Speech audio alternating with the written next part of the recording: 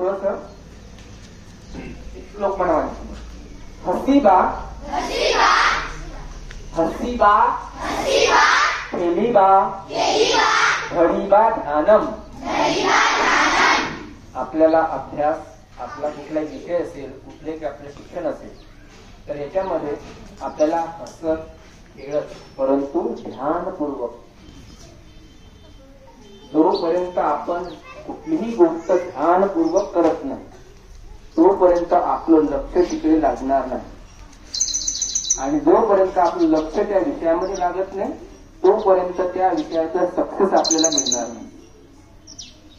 आणि जोपर्यंत सक्सेस त्याच्यामध्ये मिळणार नाही तोपर्यंत आपलं आयुष्य असं असं.